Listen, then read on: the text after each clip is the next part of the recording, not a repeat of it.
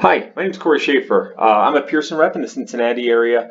I want to make a quick video just to show how to use one of our Revel titles. So let me click over to that. I'm currently already signed in. This is for the Aging Matters text. If you have other books or you're taking other courses that are using Revel, they may appear here. But for this one, we're going to jump in right here. Across the top, you're going to see a bunch of different tabs that are kind of going to where all of your resources are going to be at. So the first one is assignments. It's going to show what you have due, what you have coming up if those are assigned to you.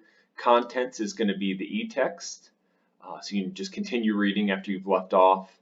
Notebook is going to be a place where all of your bookmarks, highlighting notes are all stored. This is a really good study tool for you to come back to before an exam or before a test. Scores is going to show how you're doing. I haven't taken any assignments yet, I don't think, so I don't have a score. And then study is going to be a different study tool. So if we are reading, let's say, chapter 10, you have all of your key terms in here, flashcards, matching, practice. You can go through, there may not be terms that you guys are covering in class. Let's say you're not covering economic insecurity. You can leave that one off. Or you could go through and favorite all the ones that you're having trouble with and then create flashcards, matching activity or practice. So I'll show you the flashcards. You can use all the key terms from the chapter, or you can pick just a handful that you really want to practice. Define Age Discrimination in Employment Act. Flip it over, it's there. Matching activity will be similar. I'll do all key terms. So it's going to give you the term and the definition.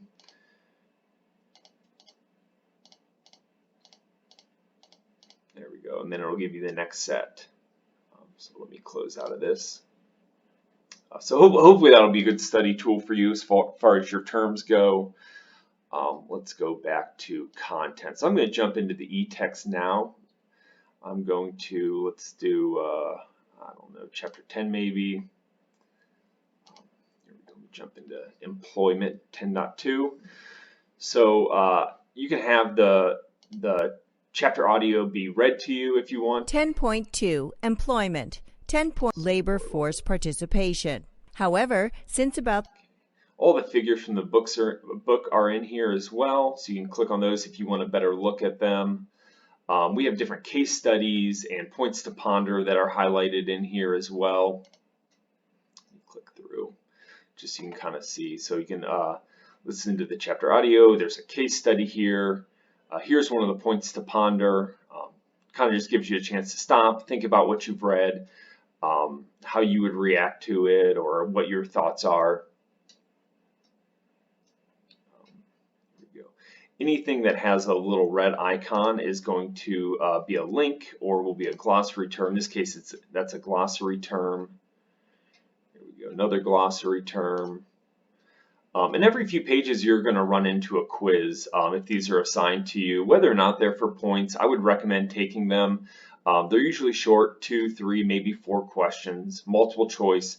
Kind of just gives you a chance to stop, think about what you've read about employment, or whatever that section may be, and just kind of test your baseline knowledge of that concept. If you do well, great, keep reading. If you are struggling, then it may be a chance for you to kind of stop, reread 10.2 and figure out what you're missing out on. So as you see, it kind of gives you a little feedback as well for if you've gotten something wrong, why you got it wrong. Let me, so it gives you a little feedback, and there we go. And then at the end, you get a little summary, and then you can keep reading. Right here, we have a shared writing activity. This would get shared to your instructor if that's something you guys are doing. I may need to type more before posting. All right, here we go. Next section. And so One thing that you can do, and that I would recommend doing as you're reading, is taking the time to kind of highlight things that are either new to you or something that you want to come back to. So you can just highlight, you can categorize them using the three colors, and if you want, you can also add a note. So this might be something that you might think is going to be an exam question later, or might be something you want to write a paper about.